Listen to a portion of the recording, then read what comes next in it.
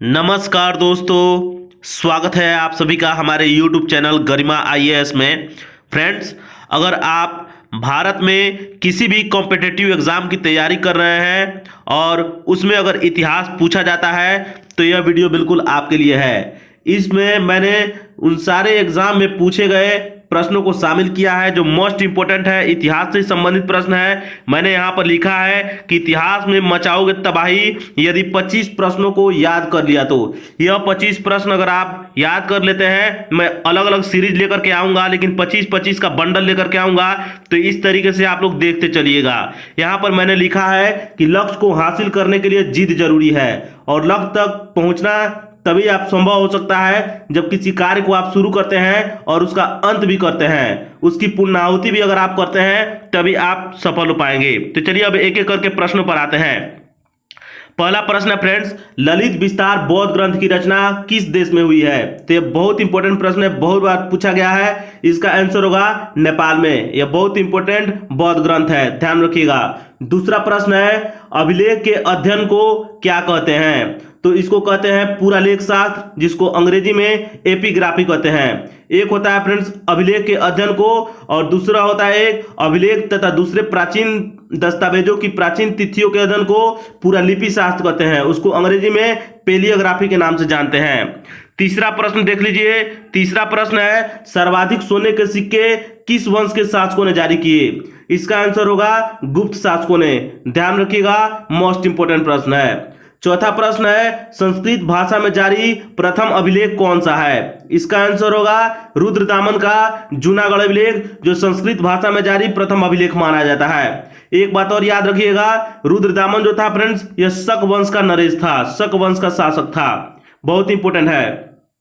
5 number प्रश्न है, विश्व में चावल उत्पादन के प्राचीनतम साक्ष्य कहां मिले हैं? इसका आंसर होगा कोल्डिहवा, जो उत्तर प्रदेश में पड़ता है, इलाहाबाद में, ध्यान रखिएगा। और लगभग 6000 ईसा पूर्व में चावल के प्राचीनतम साक्ष्य कोल्डिहवा से मिले हैं। मोस्ट इंपोर्टेंट और वीवीआई प्रश्न है फ्रेंड, ध्यान रखिएगा। अगला प्रश्न है 6 नंबर प्रश्न है, रेडियो कार्बन डेटिंग के अनुसार हड़प्पा सभ्यता का सर्वमान्य तिथि क्या है? तो इसका आंसर होगा 2350 ईसा पूर्व से लेकर के 1750 ईसा पूर्व तक। बहुत इंपोर्टेंट है, बहुत बार पूछा गया है। 7 नंबर प्रश्न को देख लीजिए। 7 नंबर प्रश्न है, गायत्री मंत्र का उल्लेख ऋग्वेद के किस मंडल में किया गया है? तो इसका आंसर होगा फ्रेंड्स तीसरे मंडल में। आप सभी की जानकारी के लिए मैं बता दूं कि ऋग्वेद में 10 मंडल है, ध्यान रखिएगा। ऋग्वेद में कितने मंडल है? तो 10 मंडल है। और तीसरे मंडल में क्या किस बारे में उल्लेख है? तो गायत्री मंत्र के बारे में, जिसकी रचना विश्वामित्र ने किया है। तो ध्यान रखिएगा, गायत्री मंत्र की रचना किसने की है? तो विश्वामित्र ने। बहुत इंपॉर्टेंट है प्रश्न, ध्यान रखिएगा।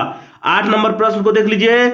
8 नंबर प्रश्न है फ्रेंड्स, 16 महाजनपदों की जानकारी किस जैन ग्रंथ से मिलती है? बहुत ही इंपॉर्टेंट प्रश्न है। इसका आंसर होगा फ्रेंड्स भगवती सूत्र, भगवती सूत्र। और यदि आपसे पूछ लिया जाए 16 महाजनपदों की जानकारी किस बौद्ध ग्रंथ से मिलती है, तो अगर बौद्ध पूछा जाए तो उसका अंगुत्तर निकाय आंसर होगा, और अगर जैन पूछा जाए तो भगवती सूत्र।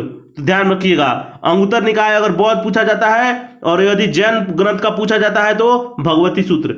अगला प्रश्न है 9 नंबर प्रश्न है फ्रेंड्स, तराइन का प्रथम युद्ध किनके किनके बीच हुआ था? मोस्ट इंपोर्टेंट और वीवीआई प्रश्न है। तराइन का जो प्रथम युद्ध हुआ था फ्रेंड्स, वो पृथ्वीराज चौहान और मोहम्मद गोरी के बीच हुआ था। प्रथम युद्ध में मोहम्मद गोरी हार गया था, और दूसरा युद्ध हुआ फ्रेंड्स, वो अभी पृथ्वीराज चौहान और मोहम्मद गोरी के बीच हुआ।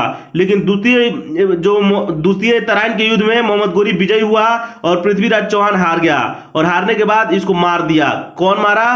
तो मोहम्मद गोरी ने। तो बहुत इंपॉर्टेंट है, ध्यान रखिएगा। 10 नंबर प्रश्न बहुत ही इंपॉर्टेंट है, भारत पर आक्रमण करने वाला प्रथम मुस्लिम आक्रमणकारी कौन था? तो इसका आंसर होगा मोहम्मद बिन कासिम। इसने 712 ईस्वी में मकरान तट के सहारे सिंध पर हमला किया था। बहुत ही इंपॉर्टेंट प्रश्न है, ध्यान रखिएगा। 11 नंबर प्रश्न को देखिए, मोस्ट इंपॉर्टेंट प्रश्न। 11 नंबर प्रश्न है, मोरक्को यात्री इब्न बतूता किस शासक के शासनकाल में भारत आया था? इसका आंसर होगा फ्रेंड्स मोहम्मद बिन तुगलक। मोरक्को कहां पर है? तो अफ्रीका में पड़ता है। मोरक्को, अल्जीरिया, ट्यूनीसिया, लीबिया, मिस्र, ये सारे के सारे उत्तरी अफ्रीका के भाग हैं, ध्यान रखिएगा, उत्तरी अफ्रीका का भाग है। 12 नंबर प्रश्न को देख लीजिए। 12 नंबर प्रश्न है, भारत में तुर्की राज्य का संस्थापक किसे माना जाता है? इसका आंसर होगा फ्रेंड्स कुतुबुद्दीन ऐबक को। कुतुबुद्दीन ऐबक को भारत में तुर्की शासकों का या तुर्की राज्य का संस्थापक माना जाता है? 13 नंबर प्रश्न देख लीजिए। 13 नंबर प्रश्न है, दिल्ली सल्तनत के इतिहास का एकमात्र महिला शासिका कौन सी थी? इसका आंसर होगा फ्रेंड्स रजिया सुल्तान। बहुत इंपॉर्टेंट और बार बार पूछा जाने वाला सवाल है। 14 नंबर प्रश्न को देख लीजिए। 14 नंबर प्रश्न है, दिल्ली के शासन पर किस वंश का आधिपत्य होने से तुर्कों की श्रेष्ठता समाप्त हो गई? तो खिलजी वंश का। जैसे ही दिल्ली के गद्दी पर खिलजी वंश आते हैं तो जो तुर्कों की श्रेष्ठता थी वह समाप्त हो जाती है। 15 नंबर प्रश्न बहुत इंपॉर्टेंट है, तुगलकाबाद नामक शहर की स्थापना किसने की थी? तो गियासुद्दीन तुगलक ने। वीवीआई क्वेश्चन और वीवीआई आंसर बहुत इंपॉर्टेंट। आइए अब 16 नंबर प्रश्न को देख लेते हैं। 16 नंबर प्रश्न है फ्रेंड्स कि अकबर से पहले किस शासक के सिक्के विनिमय यानी लेन देन के रूप में प्रयोग में लाया जाता था? तो उसका आंसर होगा फ्रेंड्स लोधी वंश का वो शासक था, उसका नाम था बहलोल लोधी। मोस्ट इंपोर्टेंट और वीवीआई प्रश्न। 17 नंबर प्रश्न है, अमीर खुसरो ने कुल कितने सुल्तानों के शासनकाल को देखा था? तो कुल 9 सुल्तानों के शासनकाल को देखा था। और ध्यान में रखिएगा अमीर खुसरो के जो गुरु थे उनका नाम था निजामुद्दीन औलिया। बहुत ही इंपॉर्टेंट प्रश्न है फ्रेंड्स, निजामुद्दीन औलिया के बारे में आप लोग जानिए, और नहीं जानते हैं तो मैं बनाऊंगा वीडियो, सब्र रखिए। 18 नंबर प्रश्न है फ्रेंड्स कि खराज कर यानी टैक्स किन पर लगाया जाता था? तो उत्तर होगा फ्रेंड्स इसका गैर मुसलमानों पर लगने वाला भूमि कर है। गैर मुसलमान कौन? यानी जो मुसलमान नहीं है उन पर भूमि टैक्स लगता था यानी भूमि कर लगता था, उसी को खराज के नाम से जाना जाता था। 19 नंबर प्रश्न है, संगम वंश का प्रथम शासक कौन सा है? हरिहर प्रथम संगम वंश का प्रथम शासक है, यह ध्यान रखिएगा। मोस्ट इंपोर्टेंट और वीवीआई प्रश्न। 20 नंबर प्रश्न मोस्ट इंपोर्टेंट और वीवीआई प्रश्न, सिख नेता बंदा बहादुर को फांसी किसके शासनकाल में दी गई? इसका आंसर होगा फ्रेंड्स फर्रुख सियर। फर्रुख सियर के शासनकाल में अंग्रेजों को एक फरमान भी जारी किया गया था, ध्यान में रखिएगा। मोस्ट इंपोर्टेंट 1717 में फरमान जारी किया गया था, 1717 में। मोस्ट इंपोर्टेंट प्रश्न। आइए अब 21 नंबर प्रश्न देख लीजिए। 21 नंबर प्रश्न है, वास्को डी गामा किसकी सहायता से भारत में केरल के तट पर यानी कालीकट पहुंचा था? तो इसका आंसर होगा गुजराती पथ प्रदर्शक अब्दुल मनीद की सहायता से वह भारत पहुंचा था, ध्यान रखिएगा। 22 नंबर प्रश्न है, डचों ने अपना पहला कारखाना कहां खोला था? तो इसका आंसर होगा मसूलीपट्टनम में। डचों ने अपना पहला कारखाना कहां खोला था? तो मसूलीपट्टनम में। 23 नंबर प्रश्न को जरा ध्यान से देखिएगा, छोटा है लेकिन बहुत ही इंपॉर्टेंट है, इसको जरा गौर से सुनिएगा। ईस्ट इंडिया कंपनी को महारानी एलिजाबेथ से पूर्व के साथ व्यापार करने की कितने दिनों की अनुमति मिली थी? यानी शुरू के दिनों में एलिजाबेथ जो थी महारानी वहां की आपको ब्रिटेन की, वह ईस्ट इंडिया कंपनी को कितने दिनों की व्यापार करने की अनुमति दी थी? तो 15 वर्षों का। ध्यान रखिएगा बहुत इंपॉर्टेंट प्रश्न है। शुरू में 15 वर्षों के लिए ही भारत में भी ईस्ट इंडिया कंपनी व्यापार करने आई थी, लेकिन धीरे धीरे उसका अवधि बढ़ता रहा, वहां से पारित कराया गया धीरे धीरे उनकी अनुमति ले लेकर के।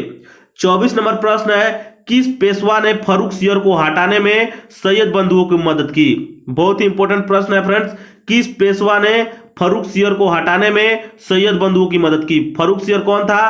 तो मुगल बादशाह था, ध्यान रखिएगा। इसको इसके पद से हटाने में सैयद बंधुओं की मदद कौन सी की? तो बालाजी विश्वनाथ। बालाजी विश्वनाथ जो था फ्रेंड्स ये साहू जी का पेशवा था, साहू जी का पेशवा था, और यह चित्पावन ब्राह्मण था। यह कौन था? तो चित्पावन ब्राह्मण था, तो ये याद रखिएगा। 25 नंबर प्रश्न को देख लीजिए। 25 नंबर प्रश्न है, स्वतंत्र बंगाल की स्थापना सन 1717 ईस्वी में किसने की? बहुत ही इंपॉर्टेंट प्रश्न। स्वतंत्र बंगाल की स्थापना सन 1717 में किसने की? तो मुर्शिद कुली खान है। फ्रेंड्स आप लोग ईमानदारी से बताइएगा कमेंट बॉक्स में कि आपके कितने प्रश्न आप लोग इसमें से जानते हैं, कमेंट बॉक्स में लिखिए, और मैं सभी सब्जेक्ट को क्रम वाइज लेकर के आप सभी के सामने प्रस्तुत होता रहूंगा, और ईमानदारी से आप लोग जरूर बताइएगा। मिलेंगे फिर नेक्स्ट वीडियो में, तब तक के लिए बने रहिए हमारे चैनल के साथ। नमस्कार, धन्यवाद।